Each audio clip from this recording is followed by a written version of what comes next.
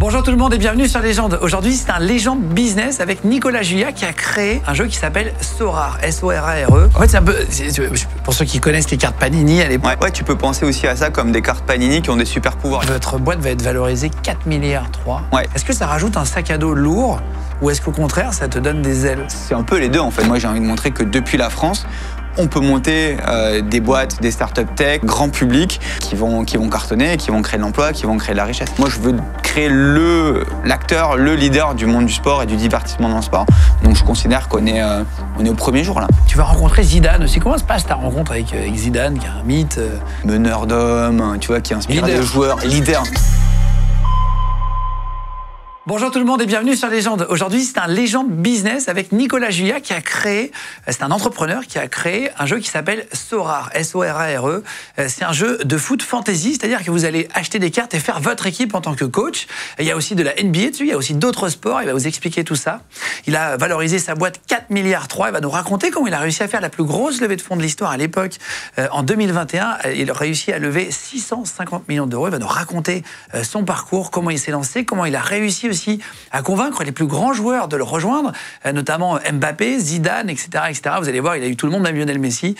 Beaucoup de joueurs l'ont rejoint, l'ont aidé. Et juste avant de commencer l'émission, abonnez-vous à notre chaîne YouTube, les gars. Vous êtes environ 150 000 à 200 000 à nous rejoindre chaque mois. N'hésitez pas à commenter aussi l'émission, à la liker, ça nous aide beaucoup sur l'algorithme, avec la petite cloche aussi pour être au courant des prochaines sorties, tous les mercredis, vendredis et dimanches sur Légende. Et on vous met tout ça aussi en podcast audio si vous voulez écouter nos émissions, quand vous êtes sur la route, si vous êtes en train de faire du sport, en train de courir aussi, vous pouvez nous écouter directement, soit sur Spotify, sur Apple, aussi sur Apple Podcast, sur Amazon Podcast. Vous pouvez nous écouter sur toutes les plateformes de podcast audio. Et c'est parti avec Nicolas Julia de Sorare sur Légende. On y va. Salut, je suis Nicolas Julia, donc j'ai créé Sorare avec mon associé Adrien Montfort. Aujourd'hui, je vais vous dévoiler un peu le dessous des cartes, l'aventure derrière Sorare, comment on a créé le jeu ultime pour les passionnés de sport, et puis aussi comment on s'est entouré des stars incroyables comme Serena Williams, Zidane, Mbappé et bien d'autres.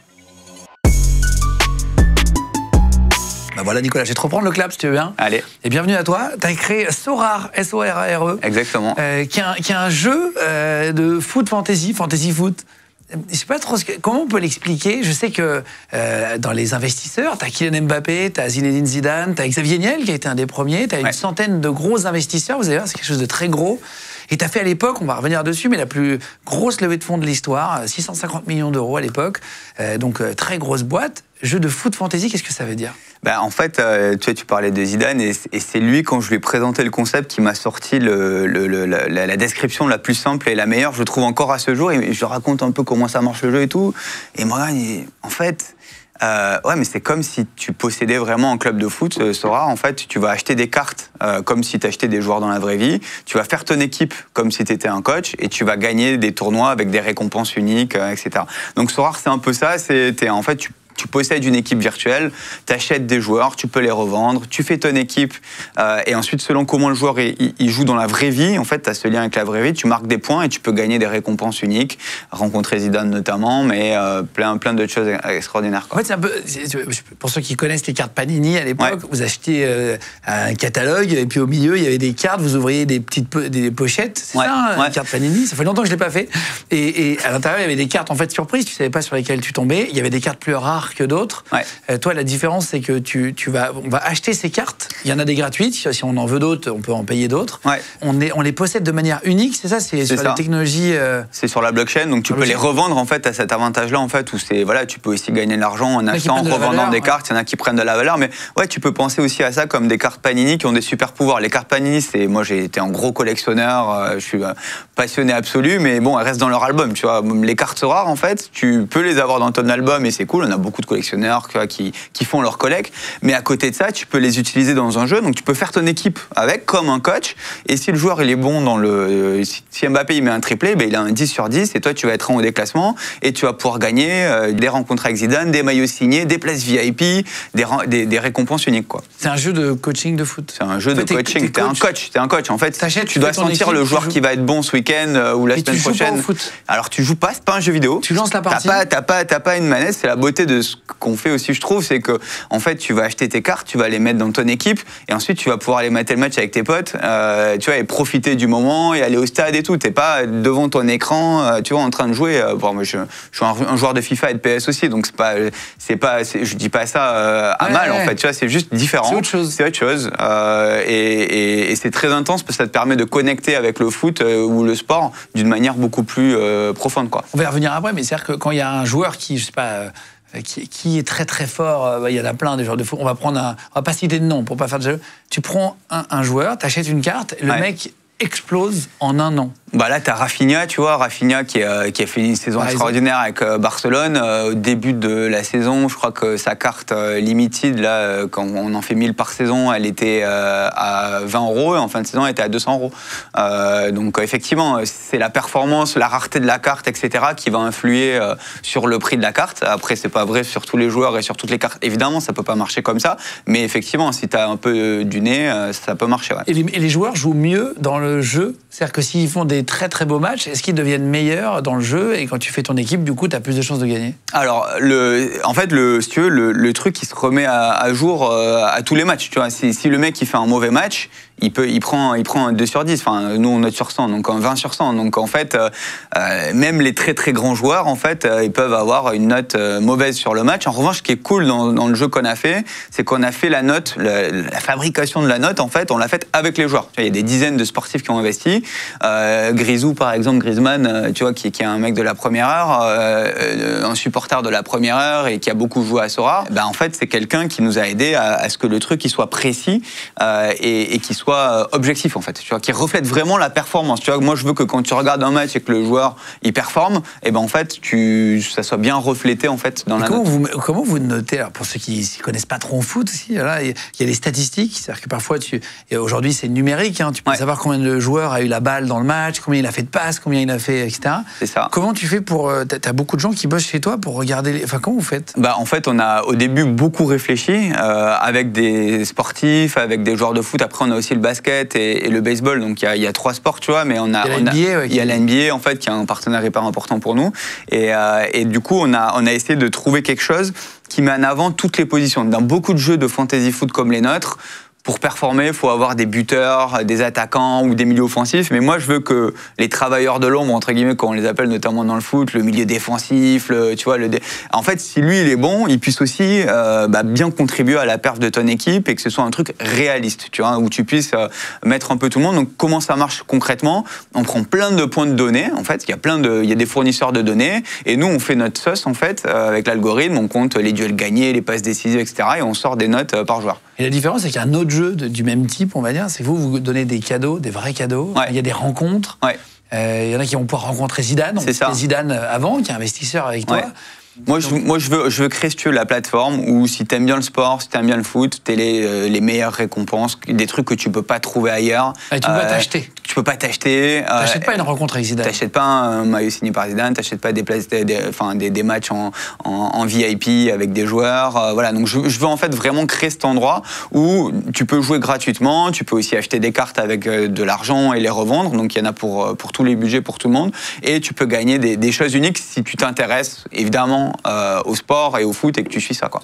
Toi, t'es un gros fan de foot, on va revenir sur ton parcours. Je suis un gros fan de foot, je suis un gros fan de sport, mais aussi en général, En général, ouais. C'est quoi le prix d'une carte sur Sorare quand tu commences? Imaginons, chez vous, vous voulez l'essayer, vous avez créé un compte, etc.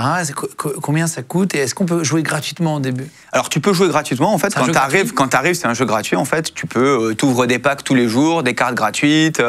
Tu fais ton équipe avec les cartes que t'as chopées. Tu vas progresser dans les classements, etc. et gagner des trucs. Donc ça, c'est un point d'entrée. Après, t'as des compétitions un peu plus élitistes où il faut acheter des cartes un peu plus chères. Et là, t'achètes des cartes et tu vois, tu peux te faire une équipe du championnat de France avec la première rareté de cartes payantes. On appelle ça limited. On en fait 1000 cartes par joueur par an pour 70 à 100 €. La bonne nouvelle, c'est que en fait, pour les auditeurs de Legend, là, on a une offre spéciale qu'on fait où avec le code Legend 150, on offre 150 € de crédit pour acheter tes premières cartes si tu veux. Bon, les gens sont je mettrai dans la description. Mais donc, il l'a dit à l'oral. donc ça marche aussi. Exactement, donc ça aide aussi à ceux qui sont intéressés à se lancer, quoi. À essayer, quoi. À essayer, ouais. D'accord. Pour l'achat de plusieurs cartes, c'est ça? Pour l'achat de plusieurs cartes, effectivement, on donne 150 € de crédit pour acheter plusieurs cartes au début, ouais. Le prix d'une carte, ça peut aller de quelques euros, tu disais.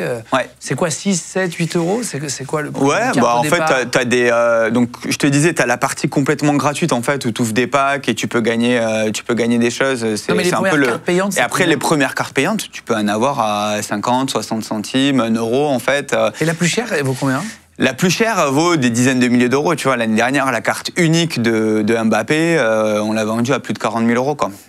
Donc après, c'est un peu comme c'est des objets de collection. Il y a un design particulier, ça te permet d'entrer dans des compétitions particulières. Tu vois, en fait, c'est assez simple. C'est comme un jeu de cartes à collectionner. Tu as les cartes gratuites dont je te parlais là, qui, en fait, tu peux en ouvrir tous les jours. Après, tu as des cartes à 1000 éditions par an, par joueur. T'en as à 100, c'est des cartes rouges. T'en as à 10, c'est les cartes bleues. Et après, t'as la carte unique. Il n'y en a qu'une par an, par joueur. Donc, c'est celle-là, l'année dernière, Kylian Mbappé, c'était un peu plus de 40 000 €. T'es partenaire avec Kylian Mbappé aussi Qui, effectivement, qui a investi dans le projet et qui est ambassadeur du projet. Ouais. Tu vas nous raconter comment tu as réussi à convaincre, parce que c'est pas facile d'arriver dans un milieu. T'es pas d'une famille de footballeurs? Je suis pas d'une famille de sportifs ni de footballeurs. Moi, quand j'ai commencé ce soir, j'avais zéro contact dans le monde du sport. Je suis parti de zéro, la feuille blanche. C'était en quelle année, C'était la première idée? Alors, le début de l'idée, c'était fin 2018. Le produit, on l'a lancé en 2019. Avec Adrien Montfort? Avec Adrien Montfort. Deux copains associés? On est 2 associés, effectivement. On s'est connus dans nos aventures précédentes. Et le premier partenaire, c'était la Ligue de foot belge. C'était quoi ton aventure précédente, tu dis? En fait, moi, je suis rentré dans le milieu de la tech, de la blockchain avant 2018, donc c'était 2016. C'est là où j'ai rencontré mon associé. En fait, c'était une des toutes première boîte blockchain sur Paris, en fait, et on a passé 2 ans ensemble, on était les premiers employés, on a créé la confiance, et on s'est dit, en fait, il y a des choses incroyables à faire à la croisée de notre passion pour le sport et de cette nouvelle technologie qui permet de sécuriser des cartes digitales, numériques, de les authentifier et de permettre aux gens de se les échanger, de les revendre. C'est la technologie utilisée pour la crypto-monnaie, par exemple. C'est la techno. Ça rend unique. C'est ça qui. En fait, la blockchain, en un mot, ça permet de créer de la propriété numérique. Pourquoi le Bitcoin ça marche? Parce qu'on sait, c'est pas copiable en fait. On sait dire ça c'est le tien, ça c'est pas le tien, et tu peux pas les copier en fait. Voilà. Et donc nous on fait la même chose, mais sur des choses un peu plus tangibles, des cartes de foot quoi. Alors, et de sport en général. Donc tu es dans une boîte de blockchain, bon très bien, tu bosses, etc. Tu étais entrepreneur déjà avant dans la boîte de blockchain, ou tu étais collaborateur à l'intérieur? Alors j'étais premier employé en fait dans cette boîte-là, donc c'était pas ma boîte, tu vois, j'étais pas entrepreneur, et en fait l'envie d'entreprendre, je dis souvent, si tu veux, monter une boîte, c'est tellement dur et les probabilités de succès sont tellement faibles qu'il faut que tu aies une espèce de feu intérieur, tu vois, qui soit très très puissant, parce qu'en fait tu vas avoir, tu sais, beaucoup d'emmerdes. C'est les montagnes russes en fait, tu vois. Un jour tu as l'impression que tu vas croquer le monde et ça reste toujours ton ambition. C'est vraiment en dents de scie, c'est-à-dire que tu rentres chez toi un soir, t'es déprimé, le lendemain t'es galvanisé, le lendemain t'es... Et même des fois dans la journée, tu vois, t'as des hauts et des bas même dans une journée. Donc en fait, si t'as pas une espèce de passion, de folie intérieure et un peu de naïveté aussi, tu vois, parce qu'il faut un peu de naïveté quand tu te lances. Moi, si je savais le quart de la moitié des emmerdes qu'on allait avoir quand on s'est lancé, je pense qu'il faut être fou, mais tout le monde dit ça. Donc, et c'est ce feu-là qui te permet de dire, ok, moi en fait, c'est la boîte de ma vie, je vais faire ça pendant des décennies, tu vois. C'est ce feu-là qui te permet de passer le test du temps, quoi. Comment tu vas trouver l'idée, justement? Tu es dans une boîte de blockchain, très bien. Pourquoi tu vas penser à un jeu de foot? Comment ça va se passer? Tu veux, je me dis, ok, en fait, la blockchain, c'est fou, ça permet de faire de la propriété numérique, on comprend ce que c'est avec les crypto-monnaies, qui ont explosé complètement, d'ailleurs, depuis. Mais moi, je voulais un truc que les gens comprennent plus simplement, tu vois. Ça reste assez difficile d'accès, et en fait, je voulais que cette techno, elle soit, entre guillemets, plus grand public. Et en fait, je me dis, ok, ça fait quoi? Ça fait de la propriété numérique, ça permet de authentifier, sécuriser quelque chose de numérique. Moi, je suis un fan de sport. Qu'est-ce que ça veut dire, en fait, dans le truc que je connais le mieux, tu vois? Et je me dis, en fait, c'est con, mais les fans de sport, souvent, sont des collectionneurs. Les collectionneurs, en fait, il faut authentifier un maillot signé, une carte, etc. bah, en fait, on va ramener ça en fait côté numérique. On va digitaliser finalement ce truc qui existe là, cette passion qui est là depuis des millénaires en fait. Tu vois, le fait de se rapprocher d'un joueur, de se rapprocher d'une équipe, de collectionner quelque chose qui veut dire quelque chose pour toi. Tu vois, et en fait, cette techno, elle permet de faire ça sur le web, sur une app, etc. Donc c'est comme ça que ça m'est venu. Et je me suis dit en fait, mais si on fait ça bien, en fait, on va créer un business juste ça, qui va être 10, 15, 20 fois plus gros que le business des cartes physiques. Pourquoi ? Parce qu'en fait, c'est beaucoup plus facile d'authentifier. Ça marche toujours, pardon, les cartes physiques. Ça marche toujours. C'est des beaux business. Et moi, je dis pas qu'on va remplacer le physique. Parce qu'à l'époque, c'était vraiment très gros. C'est très gros. Et les années de Coupe du Monde, tu vois, c'est des milliards d'euros de cartes toujours aujourd'hui. De Panini qui sont vendus.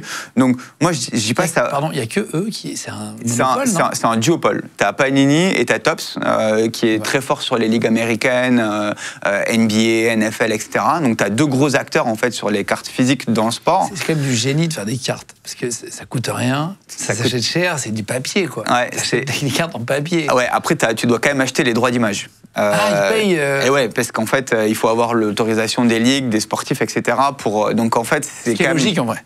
Parce que tu vas vendre la tête d'un mec qui a... Exactement, il faut reverser quelque chose. Donc, tu as quand même ça qui est une base de tes coûts qui est plus ou moins importante, quoi. C'est gros pour une carte comme Panini, etc. C'est des grosses sommes. Ça peut être des grosses sommes pour les grosses ligues. Aussi, ils versent des minimums garantis, quoi. Ils disent à la première ligue, en fait, quoi qu'il se passe, même si je vends 0 carte, moi, je te file plusieurs millions d'euros, juste pour avoir le droit d'utiliser, tu vois, ta marque, les noms de tes joueurs, etc. Donc, ça dépend un petit peu, si tu veux, de la popularité, de l'audience de la ligue, mais c'est pas gratuit. Parce que dans les cartes physiques, les cartes qui ont de la valeur, souvent, avant de les vendre, il faut les envoyer à quelqu'un qui va les authentifier. Ça coûte de l'argent, c'est pénible, il faut les mettre dans un courrier. Tu sais, les vrais gros collectionneurs, aux US et même en Europe, en fait, ils font ça. Donc c'est quand même assez... Ils échangent des cartes. En fait, ils achètent une carte, mettons, ils ont, tu vois, mis à mal de quand il était jeune, et en fait, avant de la revendre, ils vont l'authentifier, donc ils vont l'envoyer à un acteur spécialisé qui va dire... tu vois, c'est pas une contrefaçon, c'est la vraie carte, etc. Ça coûte de l'argent. Faut l'envoyer par courrier, etc. Ensuite, ils vont la mettre sur un site de revente pour qu'il y ait quelqu'un qui l'achète. Ensuite, ils vont devoir l'envoyer. C'est pénible, tu vois. C'est plus à l'ère d'aujourd'hui numérique. Aujourd'hui, moi, ce que je te dis, c'est avec la blockchain, l'authentification, elle vient avec en fait le package, tu vois. C'est fait directement. L'échange, c'est beaucoup plus facile à faire. La collecte de l'argent, c'est immédiat. En fait, tout est instantané. Donc, si tu veux, c'est beaucoup plus facile d'acheter, de revendre, d'authentifier, de sécuriser. Donc, je me disais, juste avec ces propriétés-là, intrinsèques, on va faire un business qui est beaucoup plus gros que ce qui existe. C'est plus facile à montrer aussi. Tu sais, les gens, ils partagent facilement leurs cartes sur les réseaux, c'est social. Donc, mais je voulais que nos cartes elles aient des super pouvoirs. Moi, je voulais que les cartes... elles restent pas vives dans un album et que tu les collectionnes, ce qui est un truc important, mais je voulais qu'elles aient des super pouvoirs et qu'elles te débloquent les meilleurs jeux en fait dans le monde du sport. Et c'est pour ça qu'on a créé ce jeu de fantasy où en fait moi je te dis ok, t'as des cartes, c'est bien, mais elles vont pas rester dans l'album. Tu vas faire ton équipe avec et tu vas gagner des récompenses de folie si t'es bon. Quand tu joues à Sora, tu vois le match, tu peux regarder le match ou... Alors tu sais, les ligues, nous on a plus de 300 partenaires, on a toutes les grosses ligues, la première ligue, la NBA, etc. qui sont des partenaires à nous, qui ont investi dans la boîte et qui sont avec nous pour le très long terme. Mais les plus petites ligues, une des raisons pour lesquelles elles font des deals avec nous, c'est qu'en fait, on les aide à augmenter leur audience, tu vois. Parce que moi, j'ai plein de gars qui non, je parlais pas du vrai match. Quand tu mets tes cartes, ça joue sur Sora. Ouais. Tu as un score à la fin du match. Tu le suis en direct, en fait. Donc sur ton app, tu peux le voir le match. Tu vois, en fait, tu peux pas voir le match encore. Ça fait partie des projets, en fait, tu vois, qu'on est en train de regarder. Demain, tu vois, si tu as la carte d'un joueur, est-ce que tu peux pas voir le joueur, en fait, tu vois, ou des extraits du joueur, ou s'il y a un but du joueur, tu vois le but en direct, tu vois, ça fait partie des choses qu'on est en train de regarder. Mais déjà, juste, ok, tu vois ton équipe en fait sur l'app. En fait, quand il y a un but, bam, tu reçois une notif, tu vois le score qui passe de 60 sur 100 à 70 sur 100 parce qu'il a mis un but de plus. Donc ça, c'est un truc qui, tu vois, il y a beaucoup de fans qui l'utilisent un peu en second écran. Tu vois, ils regardent le match et bam, ils voient leur note. Parce que quand tu dis regarde le match, c'est que le match sur Sora, c'est au même moment que le match. C'est ça. Tout est relié au réel en fait. Tu vois. Donc t'as ton équipe de 5 et quand le match commence, bam, tu reçois une notice. Tiens, t'as tel joueur qui rentre sur le terrain. Et puis tu vois son score. Une finale de Coupe du Monde, c'est une finale de Coupe du Monde sur Sora. Exactement. Ouais, tu peux prendre des cartes qui sont sur le terrain et tu la vis en fait avec ta team. Avec l'équipe que tu as. Avec l'équipe que tu as. Donc tu as intérêt d'avoir des bons joueurs. Tu la vis plus fort, ouais, exactement. Tu pars avec pas d'argent au départ ou tu avais un petit peu de fonds? Comment tu te lances? Quand on s'est lancé, tu vois, tout à l'heure, on parlait des premiers partenaires. On avait, avec mon associé, on avait nos économies, donc c'était très peu en fait. Enfin, on avait quelques milliers d'euros au début pour payer le premier partenaire, donc ça pouvait pas être une très grosse ligue, tu vois. Donc on est allé voir la ligue belge et on voulait montrer que même avec une ligue qui n'était pas forcément la plus grosse, mais il y avait de l'intérêt pour le jeu et que tu vois que ça pouvait marcher. Tu vois, moi, j'avais pas de contact dans le foot, donc en gros, j'écris un peu à tout le monde dans les plus petites ligues et tout. J'écris sur LinkedIn à l'époque un stagiaire en fait qui était à la ligue belge, tu vois. J'ai dit, il faut vraiment que je vois, quelqu'un, un de tes boss au bureau parce que on a un projet incroyable, ça peut aider le championnat. Et je commence par la ligue et petit à petit en fait, le gars me dit vas-y on fait un call. Moi en fait je me présente dans les locaux, donc je prends le train, je vais à Bruxelles et tout. Donc les mecs sont assez surpris de me voir débarquer. Alors, j'avais pas de projet à l'époque, j'avais juste une présentation, tu vois. Donc je leur montre le truc. Pour aller vite, au final, ils acceptent, quoi, ils signent et on commence avec la ligne belge, quoi. Mais sans argent, eux, ils te donnent alors, ils nous demandent en fait un truc un peu symbolique, tu vois. Donc moi, je mets ce que je peux mettre avec mon associé, tu vois. C'est de l'ordre de quelques milliers d'euros, tu vois, et ils nous donnent les droits et on se lance avec ça, quoi. Et tout part de là, quoi, tu vois. Parce qu'on a déjà à ce moment-là, même si c'est que la Ligue belge, c'est des joueurs qui sont pas très connus, on sent qu'il y a un engouement très très fort. Et après, ça nous donne en fait des chiffres, des preuves tangibles. Tu vois que ça marche. Que ça marche, donc derrière tu peux aller voir d'autres clubs. Ça a marché qu'en Belgique avec la Ligue belge ou même en France, il y en a qui même en France, enfin tout de suite en fait, les gens ont senti le potentiel du truc. Ils se sont dit mais en fait ouais c'est quelque chose qui est jamais vu ailleurs, c'est complètement nouveau. Ils ont senti le potentiel, le fun en fait du jeu et petit à petit ça nous a permis d'aller vers d'autres clubs et d'autres ligues, quoi. On parlait là tu disais 2019, tu vas voir la Ligue belge. Il y a 2020 qui arrive avec le Covid. Est-ce que ça te stoppe dans le business? Est-ce que tu arrives à avoir de l'argent avant? Comment ça se passe? On parlait des hauts et des bas de l'entrepreneuriat, tu vois, mais moi à l'époque, j'avais besoin d'un peu plus d'argent pour aller signer plus de droits, des plus grosses ligues, etc. Donc à ce moment-là, on signe une levée de 7 millions d'euros pour pouvoir faire mieux, faire plus, aller voir, tu vois, recruter aussi, parce que tu vois, à l'époque, c'est déjà beaucoup. Comme tu as levé 650 millions, ça paraît pas beaucoup, mais en fait, c'est déjà énorme. C'était déjà énorme. Normal. Non, mais c'était déjà énorme, tu vois. Et puis moi, à chaque levée, c'était des sommes, tu vois. Dans ma vie, jamais je imaginais, tu vois, lever autant d'argent. Donc on signe ça 2 jours avant le couvre-feu, tu vois. Et là, le Covid tombe. Et là, le fonds m'appelle et me dit, mais en fait, on va pas vous donner les 7 millions parce que moi, le foot, je sais pas quand est-ce que ça reprend, tu vois. Enfin, je sais pas si tu te souviens à l'époque, mais on savait pas si on allait survivre. On savait pas si on allait survivre, on savait rien, tu vois. Et donc là, tu vois, donc assez rapidement, le sport s'est arrêté, etc. Et mesures de sécurité autour de ça. Et donc, il me dit, non, en fait, on va pas le faire et tout. Je dis, mais en fait, moi, j'ai dit non à plein d'autres qui étaient prêts à le faire. Vous pouvez pas me lâcher comme ça au milieu du gué et tout. Au final, on se met d'accord pour qu'ils versent la moitié. Donc ils versent 3,5, puis ensuite au final ils ont fini par remettre le reste. Ça te sert à quoi d'avoir de l'argent comme ça? Ça me sert à signer d'autres droits en fait, et donc à aller chercher d'autres clubs, d'autres ligues pour rendre l'expérience plus riche et plus profonde. Tu vois. T'es rentable dès le début? On a été rentable tout de suite avec la Belgique, puis ensuite avec les autres clubs. Tu as 5 millions d'utilisateurs, aujourd'hui 200 000 actifs là, qui jouent qui jouent de manière hebdo, ouais, donc ça commence, je considère que c'est le tout début encore, tu vois, qu'on a beaucoup à faire, tu vois, parce que à côté d'acteurs très établis, que ce soit dans les jeux vidéo, que ce soit dans les cartes à collectionner, en fait, on est très jeune, tu vois, genre le produit, il a 6 ans, tu compares avec Panini ou des jeux vidéo de sport Panini, qui ont... c'est vieux. C'est des boîtes qui ont une 50aine d'années, donc c'est des boîtes qui, tu vois, Electronic Arts avec leurs jeux de sport, leurs jeux vidéo, c'est des boîtes qui ont 30 ans, tu vois. Donc on est un nouveau produit. Moi, je veux créer l'acteur, le leader du monde du sport et du divertissement dans le sport. Donc je considère qu'on est au premier jour là. Ah, tu considères que c'est encore le tout début, ouais. Tu sais, moi je considère qu'en fait, monter une boîte, comme on s'est dit tout à l'heure, c'est très dur, c'est beaucoup de travail, c'est beaucoup de hauts et beaucoup de bas, et voilà. Et ça coûte pas beaucoup plus cher d'avoir de l'ambition et d'avoir énormément d'ambition. Et tu vois, on a la chance en France d'avoir des entrepreneurs qui ont montré la voie de l'ambition, du succès, etc. de plus en plus. Et même s'il y a un peu cette peur de l'échec et cette crainte qui reste un peu française, tu vois, qui est très différente des pays anglo-saxons, mais il y a quand même quelque chose qui se passe dans notre pays. Et moi, j'ai envie de montrer que depuis la France, on peut monter des boîtes, des startups tech, grand public, qui vont cartonner, qui vont créer de l'emploi, qui vont créer de la richesse. Comment vous avez rendu, tu dis, attractif le jeu quand tu signes le championnat belge? Ouais. Ils te disent OK, quelques milliers d'euros, bon, très bien. Ouais. Tu es juste avec ton pote.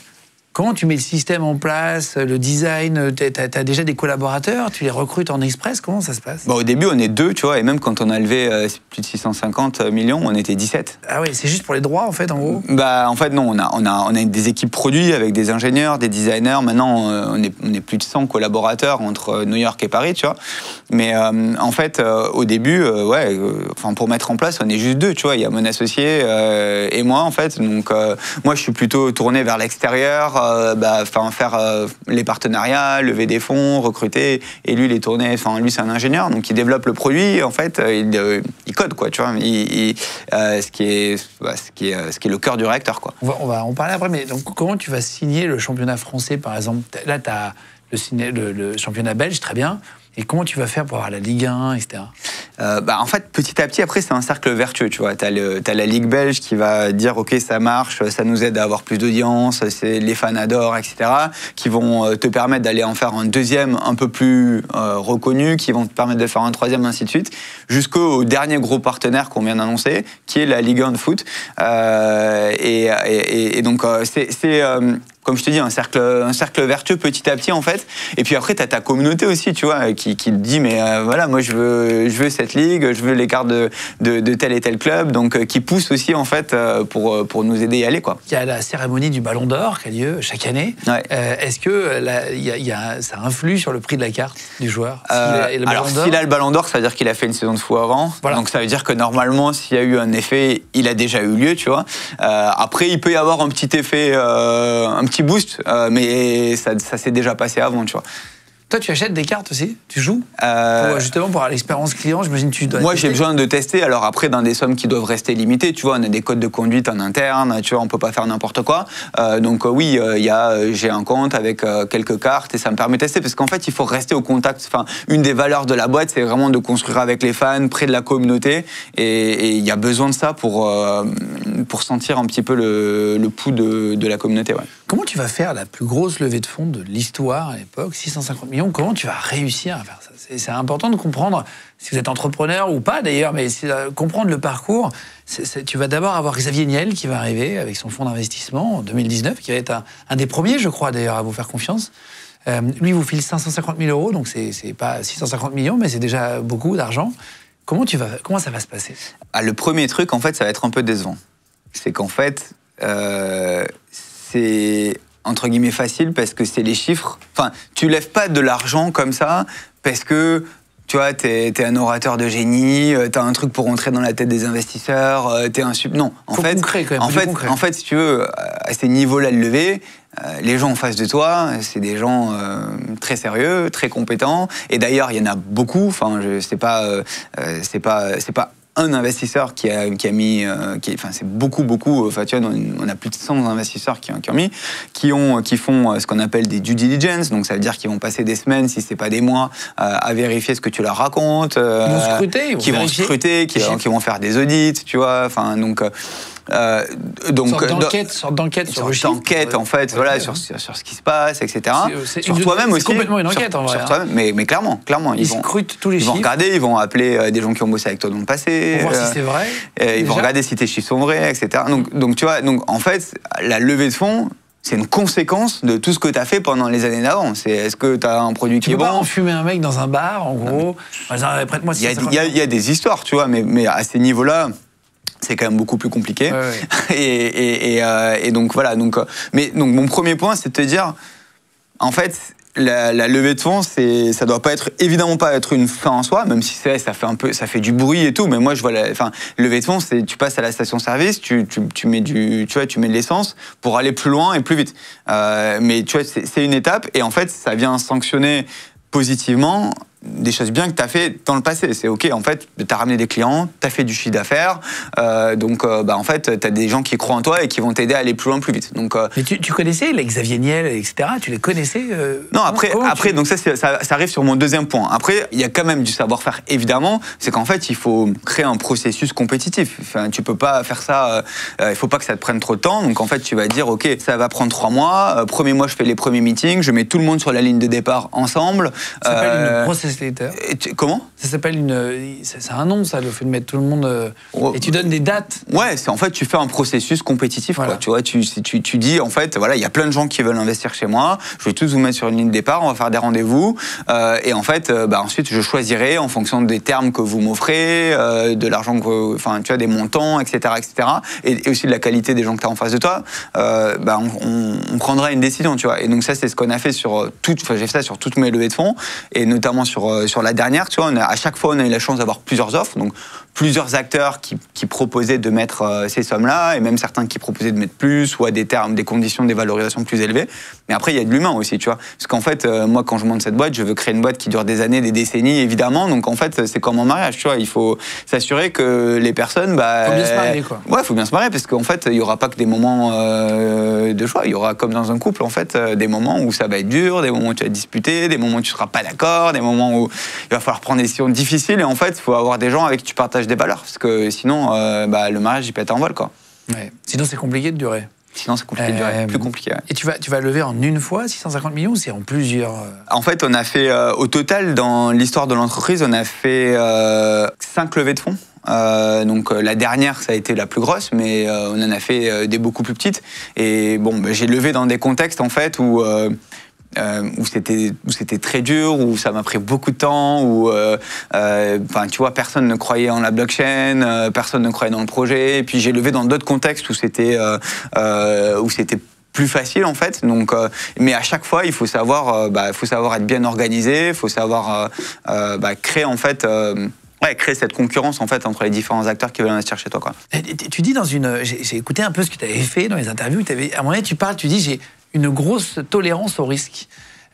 Tu parlais juste avant un peu de folie. Faut pas avoir peur quand tu lances un business. C'est-à-dire quoi avoir une tolérance au risque ? Je pense que dans l'entrepreneuriat, même dans la vie en général, en fait, et notamment en France, je pense que souvent, en fait, ne pas prendre de risque, c'est plus risqué que prendre un risque. Tu vois, enfin, dans ta carrière, dans la manière dont tu penses à plein d'aspects de ta vie, à part les risques létaux, il y a plein de risques qu'il faut prendre, en fait, pour avancer.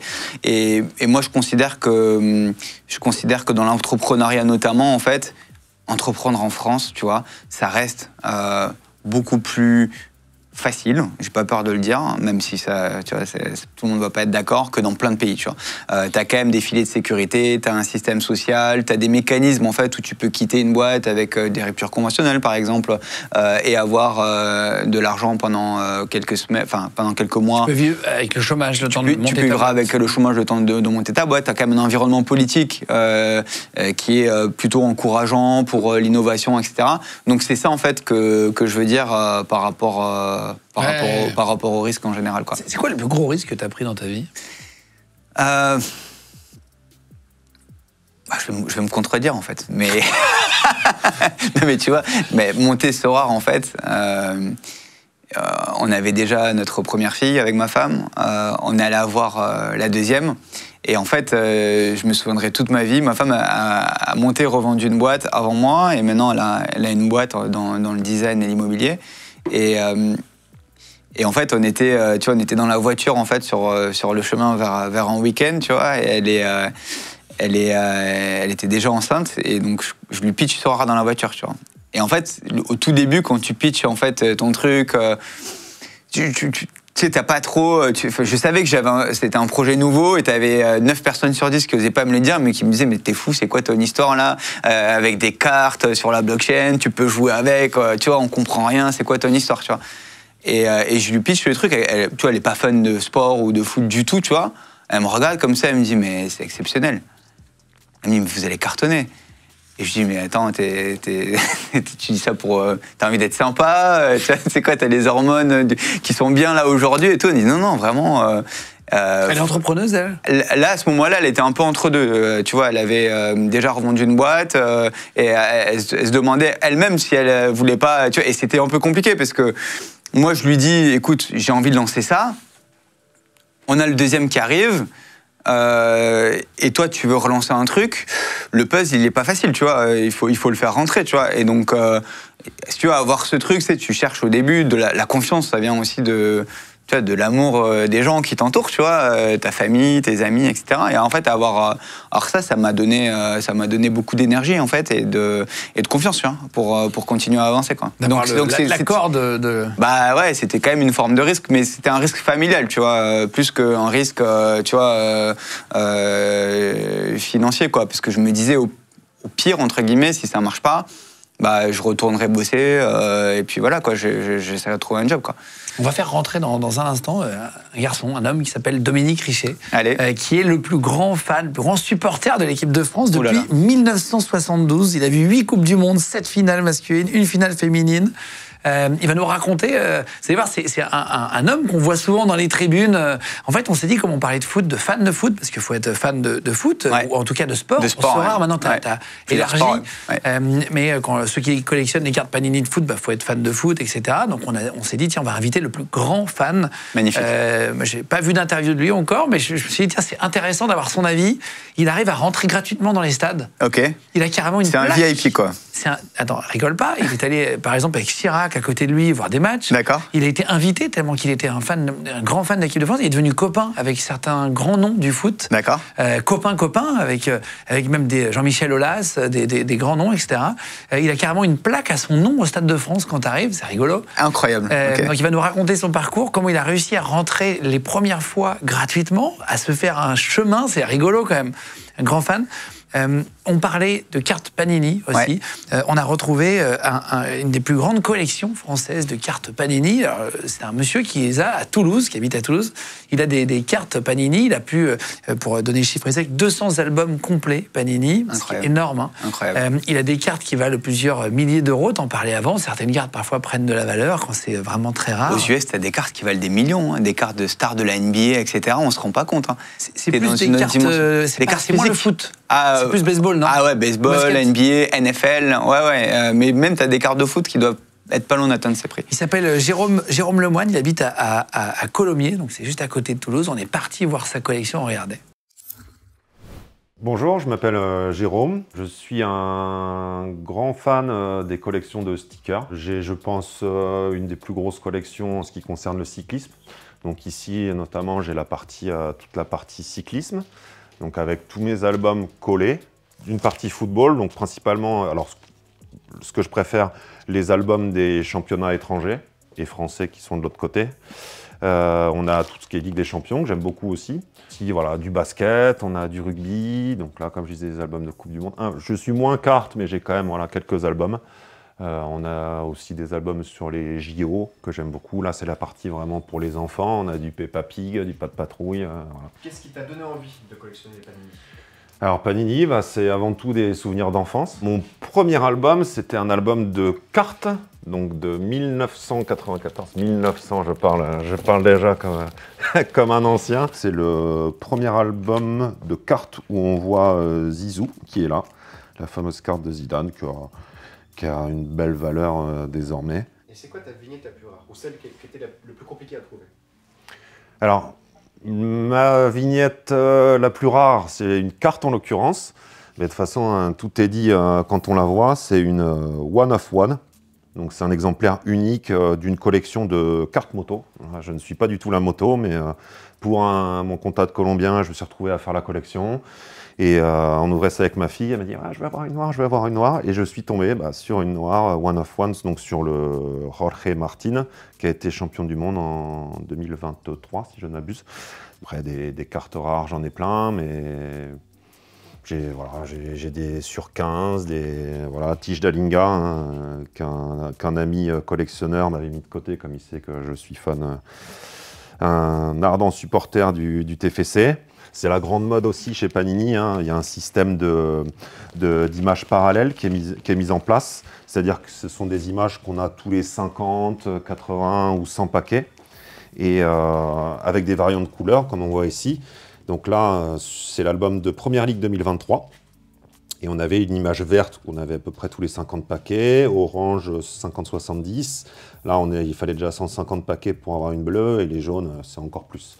Donc là, je ne l'ai pas encore complète, il m'en manque 11, et je pense que je ne finirai sans doute jamais, mais sur les 80 parallèles, j'ai dû en avoir 67, avec des joueurs comme Haaland. Il me semble que je n'ai pas le jaune Haaland, qui était à Manchester City et qui est toujours, voilà, j'ai la version verte, orange, bleue, mais il me manque la jaune qui vaut un peu plus de 100 € facilement. Alors pour ce qui est de la valeur d'une carte, il y a beaucoup de paramètres qui entrent en jeu, évidemment la rareté, puisque alors les cartes, il y a des cartes numérotées, des sur 1, des sur 15, des sur 25.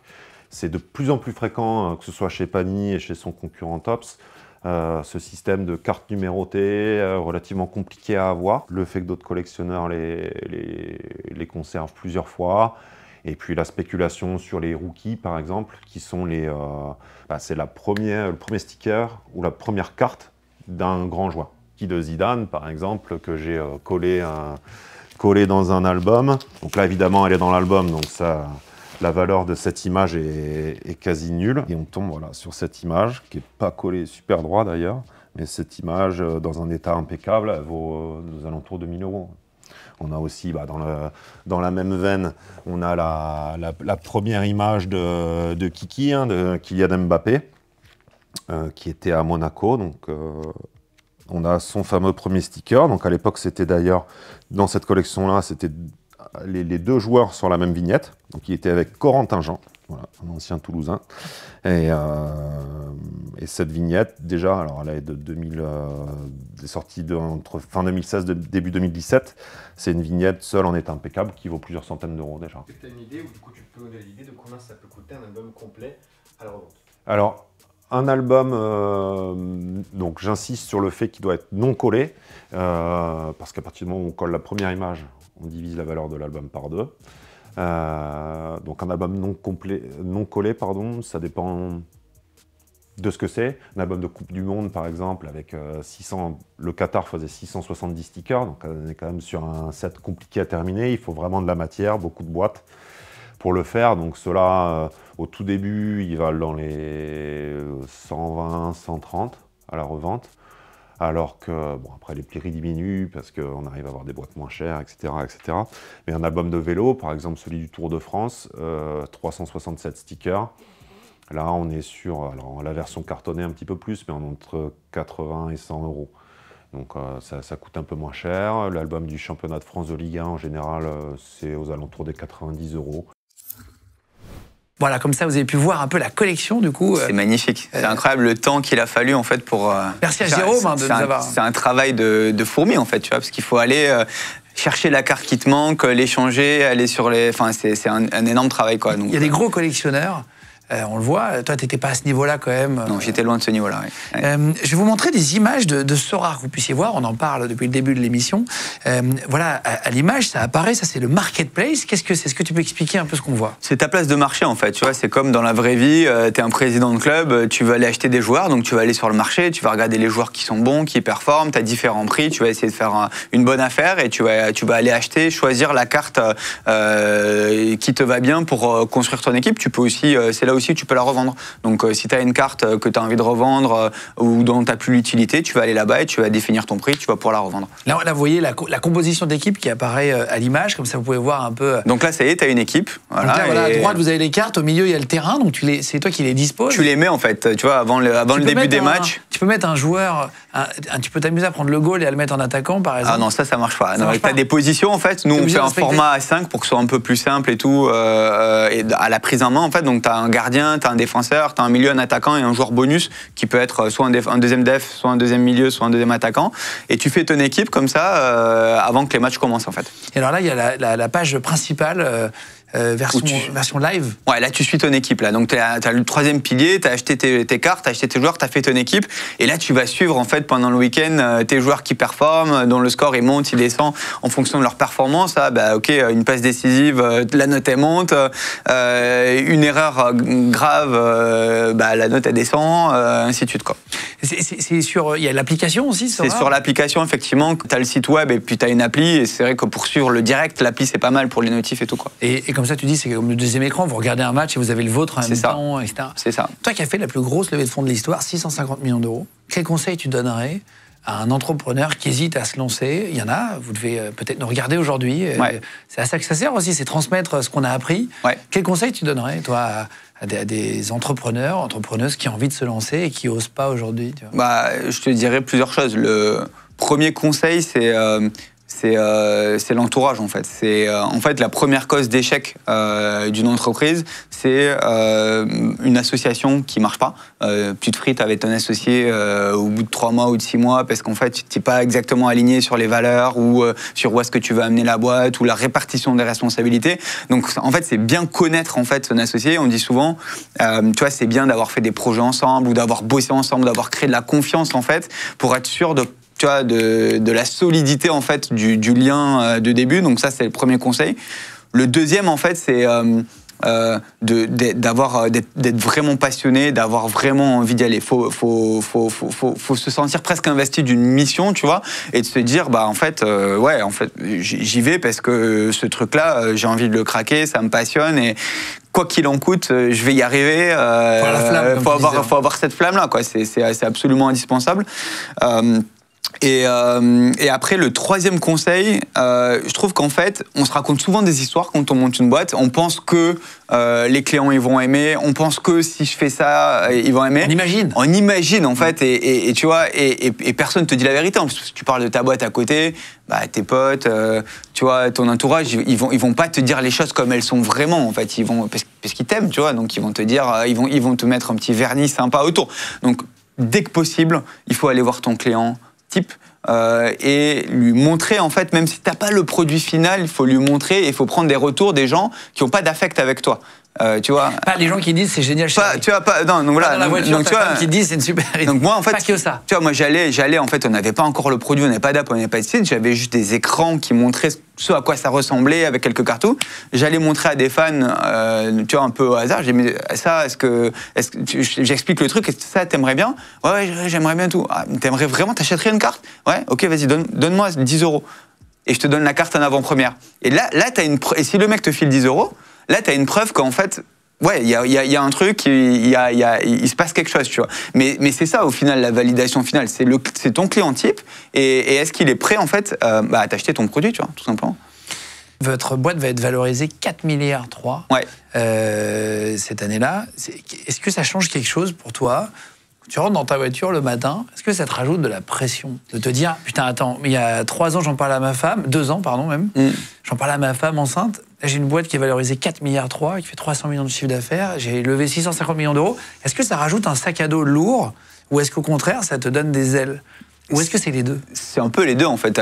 C'est de la responsabilité parce qu'en fait, tu as plus d'investisseurs, tu as plus d'employés, tu as plus de clients. Donc, en fait, il faut servir tout le monde mieux. Donc, en fait, il faut élever en fait, ton niveau pour reprendre une analogie sportive. Et tu vois, en tant que dirigeant, tu dois te réinventer à toutes les étapes de la boîte.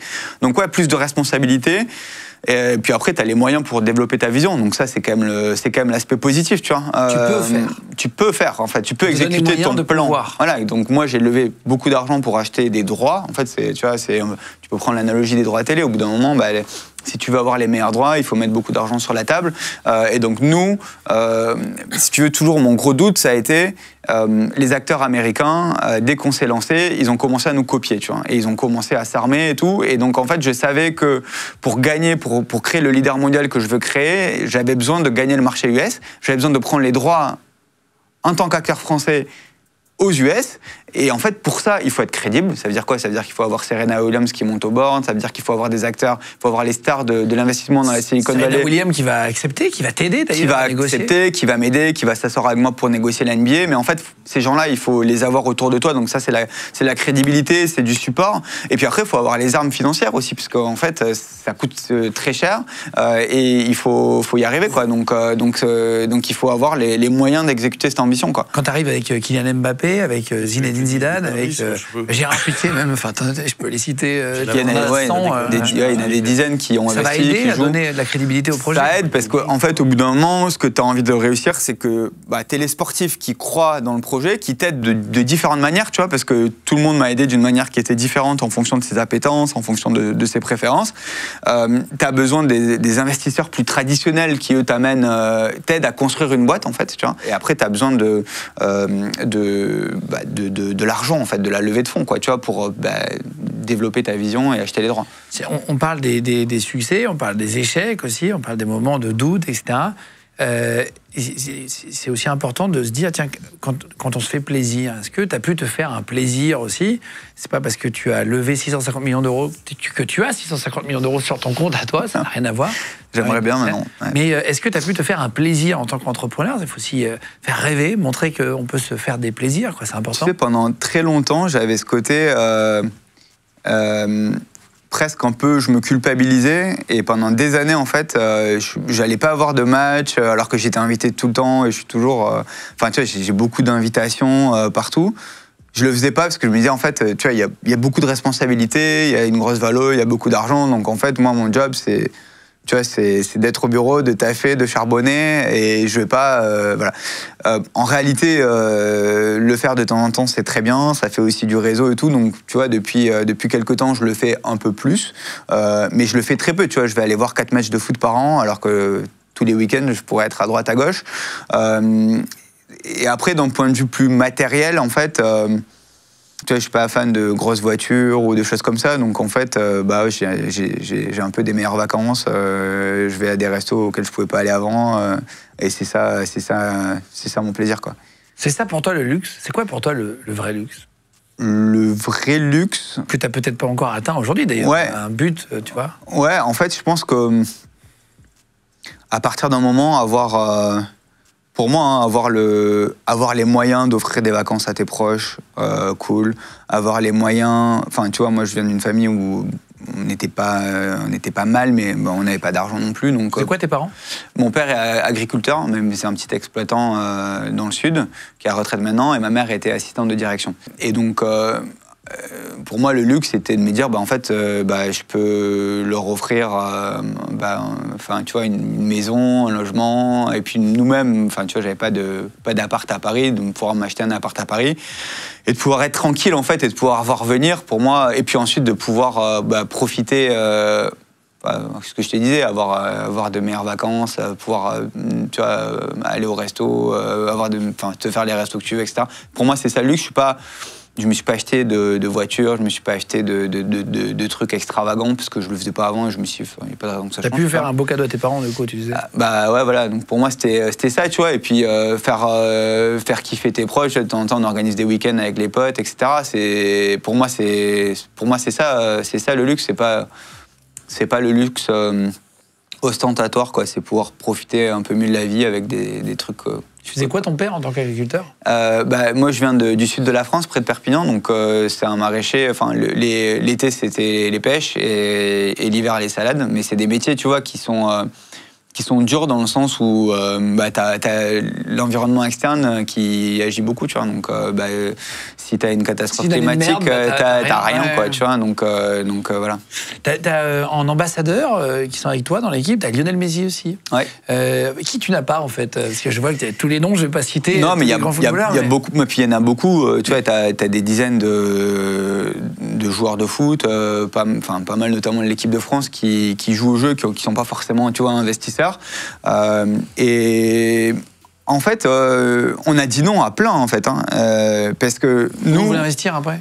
Bah oui, parce que, en fait, si t'as pas le temps d'avoir une relation, si c'est pas vraiment authentique, en fait, si c'est uniquement un investissement financier, c'est pas là, c'est pas le mieux en fait. Nous, on veut des gens qui soient là sur le long terme, qui soient là sur les hauts, qui soient là sur les bas, et qui, enfin, tu vois, quand tu prends des athlètes comme ça, c'est par rapport à des investisseurs traditionnels du monde de la finance qui vont mettre beaucoup d'argent. Eux, ils mettent moins d'argent. Mais en revanche, ce qu'ils t'amènent, c'est autre chose. Ils t'amènent, tu vois, Piqué.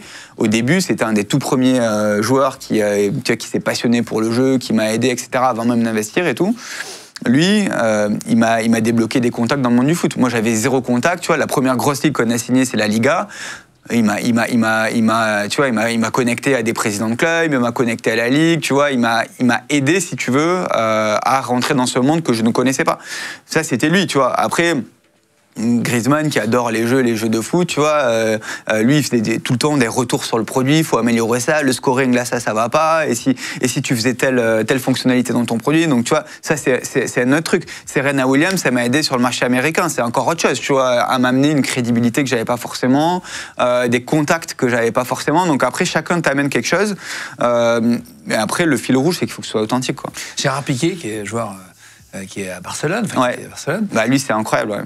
Lui, en fait, il s'ennuyait après c'est ce qu'il t'a dit. C'est comme ça qu'il a eu envie. Il a eu envie de faire autre chose, en fait, un peu de se lancer dans des business à côté de ses entraînements. Lui, c'est le premier joueur pro que j'ai rencontré en personne, tu vois, qui m'a reçu chez lui. Tu vois, c'était super tôt dans l'histoire de la boîte. C'était en 2020. Le produit, il avait 1 an. Tu vois, c'est rare. On était nulle part. Tu vois, enfin, on avait quelques dizaines de milliers d'utilisateurs et ouais, effectivement, il me reçoit, je sais pas, il est 13h et tout, il était pro encore, tu vois, il jouait. Et je dis, mais, enfin, c'est cool et tout, mais, enfin, pourquoi t'es pas à l'entraînement, là, tu vois, t'es un joueur de foot, quoi. Et il me dit, mais en fait, tu vois, nous, on s'entraîne le matin, et en fait, moi, depuis le début de la carrière, à la mi-journée, t'es libre. Tu vois, je suis libre, donc en fait, t'as des gens qui aiment bien aller jouer à des jeux vidéo ou tu vois, aller chill et tout. Moi, en fait, j'ai besoin de faire des trucs. Donc, depuis le début de ma carrière, je viens là, je viens au bureau, je taffe, je monte des projets. Tu vois, il a monté plein de trucs, Piqué. Il a réussi des trucs, il a foiré complètement d'autres. T'aimes ou t'aimes pas, mais le mec, en fait, crée, il entreprend. Et moi, j'ai trouvé ça extraordinaire parce que tu vois, en tant que fan de foot, tu te dis, bah, en fait, le mec, c'est un des meilleurs défenseur de l'histoire. Et à côté de ça, en fait, il monte des business et il est très très pertinent aussi là-dessus, même si encore une fois, il a raté des choses. Mais c'est normal de rater des choses. Tu vois, en France, on se dit ah putain, il a foiré ci, il a foiré ça. Mais tu vois, enfin, tout le monde se rate à des moments. Donc moi, j'ai trouvé le bonhomme fascinant parce qu'en fait, il est capable d'exceller dans des domaines qui sont tellement différents, tu vois. Bon, là, il y a une photo de toi avec Didier Deschamps qui apparaît. Tu rencontres un peu tout le monde, avec Kylian Mbappé, on en parlait avant. Tu vas rencontrer Zidane aussi. Comment se passe ta rencontre avec Zidane, qui est un mythe Comme tu peux l'imaginer, en fait. C'est-à-dire que tu vois l'image de Zidane un peu au-dessus, en fait, tu vois. Tu vois ce que je veux dire ou pas? Moi, c'était cette image que j'avais, en fait. Et on était dans une pièce... J'imagine j'imagine surtout calme, étonnamment. Très calme. Assez doux. Très serein, très doux, mais surtout une aura qui t'enveloppe, en fait, la pièce. Tu vois, on était dans une pièce, on était dans son complexe. Tu sais, il a des complexes Z5 de foot à 5 et de padel. On était en train de manger et tout, il arrive comme ça, et il se pose, et en fait, il a juste une aura naturelle, avec son sourire, avec sa manière de s'exprimer, son intelligence sociale, qui fait que, tu vois, t'es impressionné, mais en fait, il te met à l'aise, en fait, tu vois, il te met très rapidement à l'aise, donc ouais, c'était comment te dire, là, pour le coup, c'est un peu un rêve, tu vois. Non, en fait, je stressais pas parce que j'avais à ce moment-là déjà rencontré beaucoup de joueurs pros, et puis au bout d'un moment, tu te dis, bon, c'est un peu un rêve de gosse, certes, mais il n'y a pas de raison, tu vois. Je veux dire, s'il est là, c'est qu'il aime bien ce qu'on fait, c'est qu'il a envie de nous aider, donc faut pas se mettre de la pression, c'est que ça l'intéresse, tu vois. Il est investisseur aujourd'hui? Ouais. C'est ton associé? Il est ambassadeur de la plateforme, ouais. Est-ce que tu lui as demandé s'il allait prendre le poste de sélectionneur de l'équipe de France ou pas? Est-ce que vous abordez ce genre de questions, un peu plus perso? Bah, écoute... Sans donner la réponse, mais est-ce que tu abordes... Moi, je sais que c'est quelqu'un qui est assez discret, qui choisit ses paroles, qui choisit tout ça, donc... il fait pas beaucoup d'interviews, lui. Qui fait très peu d'interviews, et je pense qu'il est très malin avec son entourage là-dessus, et donc, en fait, je sais que c'est des questions, pour le coup, que tout le monde lui pose tout le temps, et donc je me dis, bon... ça va peut-être le saouler, donc je vais lui parler de d'autres trucs. Tu lui parles ni de Materazzi, ni de tous ces trucs-là qu'on doit tout le temps lui demander, en fait. Ben voilà, ces trucs-là. C'est celui qui a mis un coup de boule. Ouais, en revanche, tu vois, c'est un passionné de. Enfin, forcément, c'est un sélectionneur brillant. Enfin, ça serait un sélectionneur brillant. Je fais un lapsus, mais c'est un coach brillant. Oui, au Real de Madrid, par exemple. Ouais, donc il a eu un succès phénoménal au Real, tu vois. Mais Zidane, tu le vois un peu sous son angle. Meneur d'hommes, tu vois, qui inspire les joueurs, leader. Et c'est vrai qu'il est exceptionnel pour ça. Et tu vois un peu moins le côté tacticien, tu vois, mais alors qu'en fait, c'est un mec qui a étudié comme un fou, évidemment, qui a une vision sur le foot qui est extraordinaire. Donc ça, j'adore, en fait, aller sur ces thèmes-là. On te voit en photo avec lui, tiens, sur le terrain, là, justement, de foot de Five. Hein, c'est Z5, le nom. C'est le Z5, Z5, si vous voyez. Ouais, exactement, à Aix, il en a plusieurs maintenant dans plusieurs villes. Ouais. Toi, tu es fan de l'OM, en plus, un grand fan de l'OM. Tu l'as fait dédicacer un t-shirt, t'en as profité? J'en ai profité pour lui faire dédicacer des maillots de l'équipe de France 98, ouais. Alors toi, tu es un grand fan, mais je suis désolé pour toi, on a trouvé un plus grand fan que toi sur Marseille, sur l'OM et sur l'équipe de France. C'est jouable, c'est possible. On va le faire rentrer dans un instant. C'est quoi ton meilleur souvenir de match dans ta vie? C'est intéressant pour ceux qui aiment ça. Bah, en fait, c'est France-Ukraine. Tu vois, je veux pas aller dans la facilité. C'est un barrage de Coupe du Monde où la France a perdu 3-0 au match aller, d'accord, en Ukraine. Et là, c'est match retour Stade de France. Et là, on se qualifie, en fait, donc retournement de situation absolument extraordinaire. D'ailleurs, on pourrait lui demander s'il était au stade, j'imagine qu'il y était. Et en fait, ça, c'était un moment exceptionnel. J'étais avec des potes, franchement...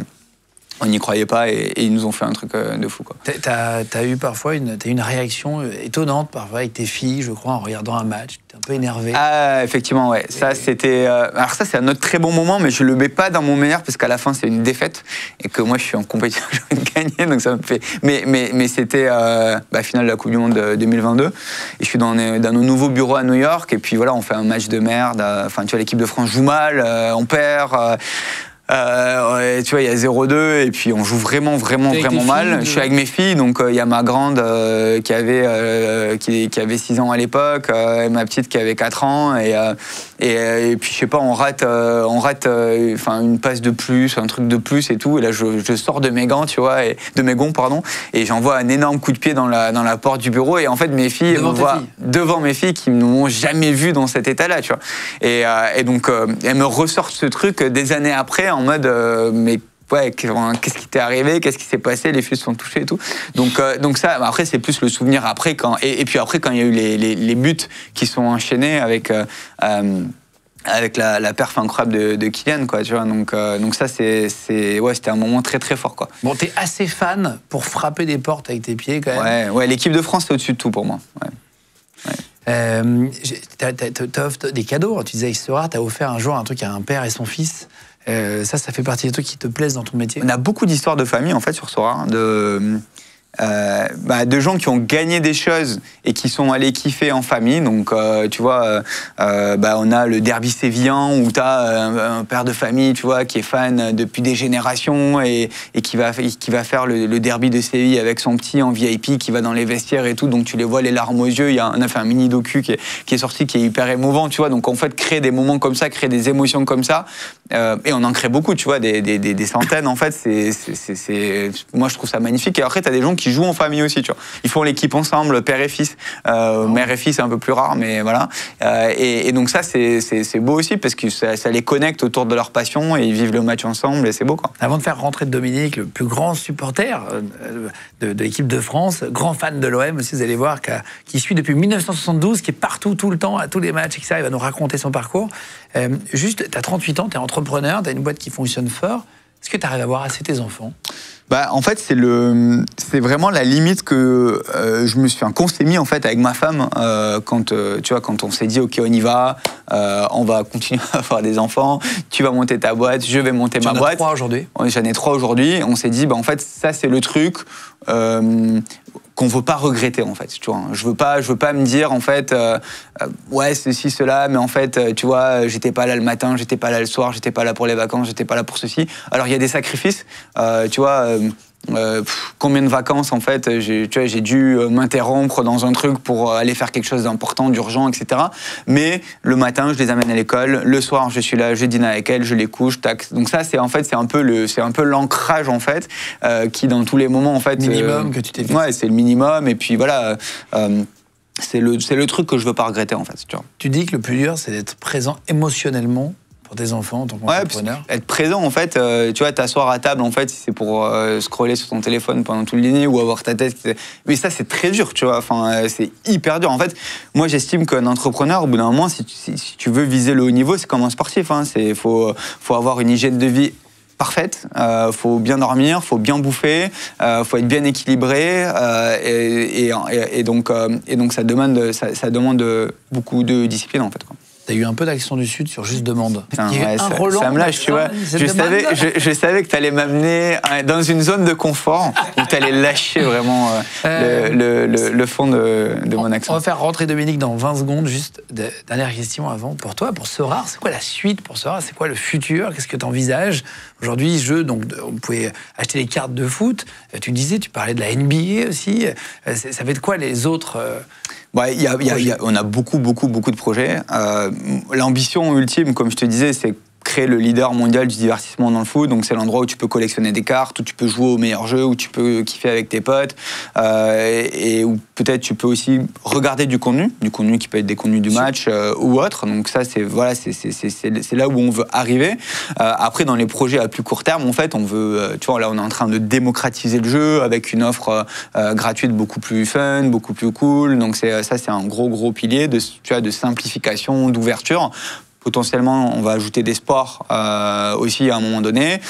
Et puis voilà, moi, le cœur de ma mission, c'est que, tu vois, quand tu achètes ces cartes, elles te libèrent vraiment des super pouvoirs où tu peux avoir les meilleures expériences dans le monde du sport. Donc, joue à notre jeu de coach. Chercher des cadeaux encore plus fous. Voilà, je gagne des cadeaux encore plus fous, donc j'ai des expériences encore plus folles dans le monde réel ou dans le monde numérique. Et voilà, et d'offrir plus de types de jeux aussi, tu vois. Parce que nous, on a notre jeu, mais en fait, les cartes... Vu que tu les possèdes vraiment, parce que comme je te disais tout à l'heure, la blockchain, c'est la propriété numérique. Tu peux les revendre, mais tu peux aussi aller les utiliser dans d'autres jeux. Donc, il y a tout un écosystème avec des petits studios, des petits groupes de gens qui construisent d'autres jeux autour de ces cartes avec d'autres règles et tout.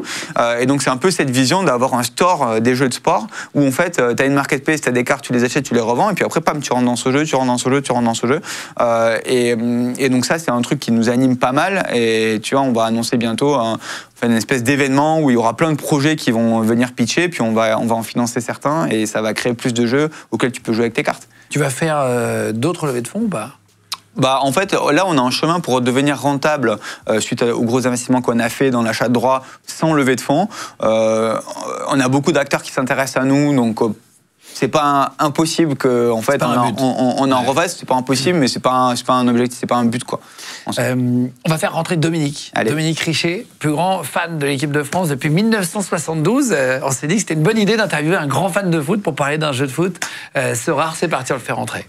Ça y est, on a fait rentrer Dominique. Bienvenue, Dominique. Bienvenue, bonjour à vous tous. Écoute, merci. J'étais venu avec un t-shirt, si vous nous écoutez en podcast audio. Ouais. Le maillot de l'équipe de France. Le maillot de la série 98 du mondial 98. Avec beaucoup de pins dessus. Voilà, T'as caché l'étoile, là, putain. Non, j'ai pas caché l'étoile. C'est parce que d'abord, j'ai caché l'étoile parce que j'ai mis 2 Coupes du Monde à la place. Comme là, j'ai mis les 2 Coupes d'Europe. Voilà, okay. C'est parce que j'ai la 3e que j'avais pris, mais malheureusement, on n'a pas gagné. Donc, voilà. Bon, si vous nous écoutez, sachez qu'il y a une vingtaine un peu plus. Ouais, il y a un peu plus dessus. Que j'enlève régulièrement parce que sinon j'aurais 200 pins, c'est compliqué. Donc c'est les Coupes d'Europe et les Coupes du Monde. Bon, malheureusement, on en perd lors des matchs, les bousculades, les ceci et cela, ça tombe, ça s'en va. Bon, après. Alors tu suis l'équipe de France depuis 72 ? Depuis 1972. Alors, j'ai recalculé, ça va être le 24 ou 25 mai 1972, l'inauguration du Parc des Princes avec France-URSS, où on a pris 3-1. Et 15 jours après, le 5 juin, Marseille-Bastia, où Marseille a gagné 2-1 en finale de Coupe de France. T'as ton nom Alors ça, sur le Stade de France. Voilà. Ça, c'est vrai, cette histoire? Alors oui, mais il suffit d'aller en porte-G. Il y a 4 grosses plaques énormes. Et vous prenez la 4e plaque qui est complètement à l'extrême droite. Et vous prenez l'arête, le 13e nom, Richer-Dominique. Mais de toute façon, j'ai la carte, parce qu'on a une carte officielle qu'on nous donne. Enfin, elle est dans le sac là-bas. T'es un parrain historique du Stade de France, c'est ça qu'on dit? On n'est pas nombreux, on est 817. On n'est pas nombreux. C'était un lancement qui avait été fait à l'époque dans une publicité, devenez parrain officiel du Stade de France. Donc il fallait répondre, envoyer une certaine somme à l'époque. Et puis on avait des avantages énormes. Moi, j'ai pu voir toute la Coupe du Monde, j'ai pu voir un tas de trucs. Et puis j'ai été invité aux 10 ans du Stade de France. On était à peine 1500 dans le stade, sur un stade de 80 000 places, invités d'honneur avec des buffets, des banquets. Il y avait tous les meilleurs ouvriers de France de toutes les spécialités, que ce soit de la viande, du poisson, de la charcuterie, du pain, de tout ce qu'on voulait. Et Zidane a shooté dans un ballon. J'ai pu récupérer le ballon à l'époque, je suis reparti avec. Je ne voulais pas le redonner à personne. Ton métier, alors tu travailles Je suis dans la pompe funèbre, je suis maître de cérémonie en pompe funèbre. Rien à voir avec supporter d'équipe de France. Non, on peut pas savoir, quoi. Chaque supporter a son métier. Hein, c'est pas un métier, supporter. C'est une passion? Oui, c'est une passion, oui, c'est sûr. Mais non, mais je disais, chaque supporter a son métier, son métier, voilà. Oui, c'est une passion. Et tu fais des enterrements de personnalités connues? Voilà, oui, j'ai fait à peu près une 50aine de personnalités connues. J'avais commencé par Jean-Claude Brialy, j'ai fait Antoine Riboud, j'ai fait les regrettés que j'aimais et que je fréquentais, Jean-Paul Belmondo, Bernard Tapie, en tant que supporter de Marseille, ça m'a fait beaucoup de peine, surtout ce 3 jours. Michou, Charles Gérard, Philippe, Patrick Dupont, c'est incalculable. Il faut que j'ai la liste sous les yeux parce que je m'y perds à chaque fois. C'est qui le dernier que tu as fait? Le dernier que j'ai fait, je suis allé sur les obsèques de... Comment il s'appelle? Le dernier, il vient de mourir il n'y a pas longtemps, Philippe Labro. Mais là, je suis allé juste pour la coordination entre les célébrités et la presse. Mon rôle, c'était d'aller chercher une personnalité et de l'emmener auprès des caméras, voilà. D'accord. Tu as 14 ans, 1972. Comment tu vas faire pour payer les places? Comment tu vas devenir amoureux de l'équipe de France, quoi? Alors, ça s'est fait parce que j'avais Guy Lux comme voisin. Guy Lux m'avait pris un peu sous sa protection. Il avait vu que j'avais une bonne bouche, j'étais un peu démerdé et tout. Et il m'a présenté un monsieur qui s'appelait Pierre Hutt, qui était dentiste à Paris et qui avait toute l'équipe de France. Il était à la FIFA, à l'UEFA. Enfin, c'est un type très débrouillard. Et il a dit, tiens, il y a le petit jeune et tout, il est supporter de Marseille, tatati, tatata. Et puis quand le Parc des Princes est ouvert, il m'a invité. Et j'y suis allé. Donc j'ai connu Fournier Fayard, j'ai connu Claude Simonet, Fernand Sastre, Noël Le Graët, et maintenant le nouveau qui vient d'arriver. Et puis de fil en aiguille, voilà, toc, toc, toc. Après, c'est créé des clubs de supporters, puis j'ai adhéré. Alors, au départ, j'étais invité parce que j'étais un peu le chouchou, la mascotte. J'étais le porte-valise, on me voyait à droite, à gauche. J'ai joué de ma bonne bouille, dirons-nous, et puis voilà. Tu vas te retrouver en tribune avec Chirac? Oui, alors ça, c'était au Mondial. Alors, j'avais une passion, enfin, j'avais une activité parallèle, j'étais laveur de carreaux, et pour m'indemniser de mes relations avec le docteur Hutt, je lavais les carreaux. Et il me dit, tu fais quoi dimanche soir? J'ai dit, comme tout le monde, je vais à la Coupe du Monde. Il me dit, rendez-vous demain à 7h au Bourget, tu viens avec moi, tu dis pas que t'es mon laveur de carreaux, tu dis que t'es mon secrétaire. Et moi, je sortais des âneries plus fortes qu'il fallait pas, je peux pas le dire à la caméra, mais je sortais des âneries, pour pas dire des conneries. Et ça faisait à tout le monde. Il dit, t'en as pas un deuxième secrétaire comme ça, parce qu'un secrétaire qui parle des conneries, avec tout ce qu'il nous raconte, il est plaisant, ton secrétaire. Et je me suis retrouvé là. Il y avait Chirac, il y avait Quignou, il y avait Girard, ça c'était les arbitres. De côté professionnel, il y avait Arsène Wenger, il y avait Domenech, il y avait Monsieur Defesseur, il y avait Philippe Seguin, il y avait Enrico Macias, il y avait un tête. Et c'est lui qui avait créé, le docteur Hutt, qui avait créé un petit avion. Et on est parti là-bas, nous voilà arrivés. Et alors, en plus, on est au bord de la piscine, à l'hôtel Hilton Cavalieri de Rome. Et dans l'eau, il y a Gascogne et Weddell. Et moi, je lui dis, allez arroser le maire de Paris, c'est Chirac. Alors après, moi, je suis en bout de tablé comme ça. Et les autres, il arrosait. Je dis, alors, ça mouille, Jaco, ça mouille. La tête des gens qui me voyaient appeler Chirac, Jaco. Moi, je suis un déconneur. Est-ce que c'était un vrai fan de foot, Chirac? Ou il était là parce que c'est un événement populaire. Ça se voyait bien. Il vient parce que c'est comme des ministres de sport. On fait venir des ministres de sport. Moi, je me suis retrouvé dans des pays avec les ministres de sport. Il y avait l'ancienne qui faisait l'épée. Bon, elle est là parce que c'est la ministre des Sports. Comme il sortait, comment elle s'appelle, Roselyne Bachot. ils sont aussi sportifs que moi, je suis dans ces étoiles au Bolchoï de New York, de Moscou, quoi. On les prend, c'est des potiches. Chirac, là, on voit bien quand il cite la Coupe de France. Ah non, c'est la Coupe du Monde. Ah oui, voilà. Et quand il cite les noms, Michel. Téténi voilà. Il est là parce que c'est le président. À la limite, Emmanuel est plus branché football que l'était Chirac, c'est sûr. C'est une bonne guerre. Tu parles du président Macron, tu l'as rencontré? Oui. Bah, je le rencontre par obligation. Et... non, c'est lui qui le rencontre, c'est l'inverse. Non, mais pour les hommes d'avant. Pourquoi? Mais je l'avais sur Johnny, je l'avais sur... Ah, c'est toi qui as fait la cérémonie de Johnny? Non, alors sur Johnny... Moi, je me suis occupé de certaines personnalités du monde du spectacle ou de la politique. Voilà. Mais je l'ai eu sur Johnny, je l'ai eu sur... comment il s'appelle? Pas sur Gainsbourg, sur Aznavour, je l'ai eu sur plusieurs cérémonies. Je suis aux obsèques, donc il est là. Je vois souvent Brigitte. Alors Brigitte à Montréal, parce que Brigitte, je l'ai eu plusieurs fois sur les obsèques, avec Bernard Tapie, Belmondo, Michou. Je l'embrasse même sur les obsèques et tout, ce qui fait rire tout le monde, parce que tout le monde dit, te permet d'embrasser la présidence. Je dis, pourquoi je ne veux pas l'embrasser? T'es venu avec plein de choses. Voilà. Alors, je suis venu plein d'objets à côté de ton fauteuil. Qu'est-ce que c'est? Alors, le ça, coq. le petit coq. Alors, il faut savoir que Clément d'Antibes s'est fait connaître avec un volatile qu'il appelait Balthazar. Clément d'Antibes, c'est qui? C'est un grand supporter? C'est pas le doyen, c'est le médiatique. C'est l'équivalent de Manolo en Espagne. Manolo, il avait la grosse caisse, le tambour. Clément d'Antibes, ils regarderont sur les réseaux. Il est connu, Clément d'Antibes. Si on veut faire le tour du stade avec lui, c'est 2h30, parce que tous les 2 mètres, on fait la photo. Moi, je mets pas le maillot pour éviter d'être embêté, parce que sinon, tous les 2 secondes, tu fais des photos.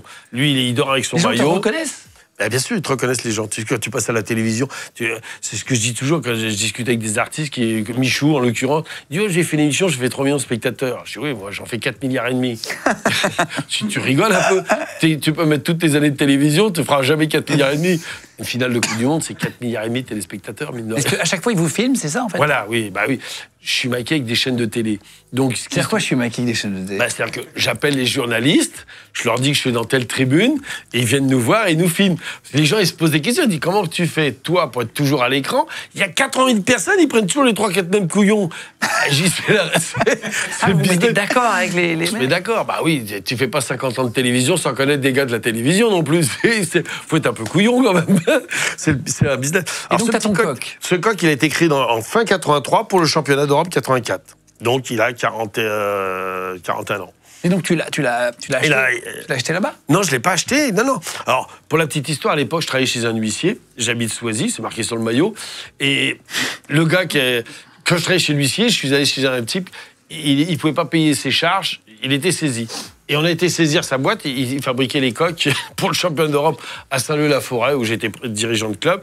Et avant qu'il se fasse saisir, j'en ai pris 2, un que j'ai offert à mon filleul, et celui-là qui reste, c'est le seul coq qui reste depuis 83. Donc je vois que tu as des bracelets par Alors, là les bracelets. Ça a l'air d'être des bracelets? Voilà, les bracelets, c'est quand on va dans le stade. Alors ça, c'est quand on est à Saint-Étienne, dans certains salons. Attends, tu gardes tous tes bracelets? Oui, moi, j'en ai à peu près 2000. Ça, c'est quand on va avec l'équipe de France. Donc, on rajoute le bracelet. Et ça, l'anecdote, mais bon, je vais être grillé, tant pis. Ça, ce sont les bracelets. Il y a toutes les couleurs. Et les gars, ils vérifient juste la couleur, mais ils ne regardent pas. Et sur le bracelet, il y a des matchs. Alors, ça fait que je peux aller à Saint-Étienne avec le bracelet de Lyon, à Lyon, à Saint-Étienne. Ah ouais, en fait, tu les serres pas, les bracelets. Je les serre pas, je les récupère. Et quand tu arrives et que tu vois que c'est bracelet rouge, tu mets un rouge. Je mets le rouge, voilà, et je rentre dans tous les salons. Et ça, c'est une technique de... Et oui, et ça, c'est quand on est dégourdi. Bon, je suis grillé, mais c'est pas... Mais bien sûr que ça marche. Dernièrement, j'étais à Saint-Étienne et j'ai fait voir à Gaël Perdriau, que je salue, l'histoire des bracelets. Il dit, mais t'es génial comme gars. Il faut pas envoyer de pire. C'est comme ça qu'on réussit dans la vie. Il faut être curieux, il faut être passionné, il faut aller de l'avant. Il faut être filou, quoi, là. Je suis filou. Attends, et tu disais, les bracelets en plastique, c'est l'équipe de France, c'est pour accéder à des zones, c'est ça? Voilà, ça c'est quand on va dans des cocktails, derrière les matchs, on doit mettre des bracelets. T'as tous les bracelets aussi? Ah oui, j'ai toutes les couleurs. Mais comment tu fais pour pas les fixer, ceux-là? Je les coince avec la montre. On peut avoir la belle montre, mais bon. Je les coince en dessous. Regarde, c'est tout bêta. Tu tires sur le truc, tu mets comme ça, toc. Tu le coinces avec la montre, le mec qui regarde le truc... il voit juste que tu as une couleur. Voilà, il voit que j'ai la couleur. Il voit 200 personnes passer. Il y a 300 personnes qui rentrent à la mi-temps ou à la fin du match, et puis voilà. Donc, je m'en sers aussi bien à Saint-Étienne qu'à Lyon. Incroyable. Ah oui. Et je vois que tu as ramené un journal. Voilà, oui, alors le journal. C'est tout un bazar. Là, que Ah oui, j'ai 4 kilos de journaux. J'en ai amené une pile comme ça de journaux depuis 52 balais. Donc, alors, ça, c'est quand on a quitté. Tu habites où, toi? Tu es à Paris? Enfin, non, pardon. C'est marqué sur le t-shirt. C'est pas marqué, c'est gros. C'est pas un t-shirt, c'est un maillot. Mais si tu confonds tour et alentour. On arrête. Si tu confonds tour et alentour, on va pas aller bien loin. Les mots ont un sens en français. Ah ouais, c'est alors, sûr. c'est quoi le journal? Ça, quand on finit la Coupe du Monde, le lendemain, on repart tous ensemble. On se retrouve que tu as toute l'équipe de TF1 qui est dans l'avion et tout le tralala. Et on cherche les journaux pour avoir notre tête, ce journal a été planqué, et puis, bon, la fille nous donne celui-là. Alors, je prends la première page, la deuxième, la troisième, la quatrième, oh Dieu, c'est pas... Et pof! Voilà. Ah oui, t'es dedans. Ma bille de clou, voilà. Je suis dans le journal. Mais Ça, c'est en Russie?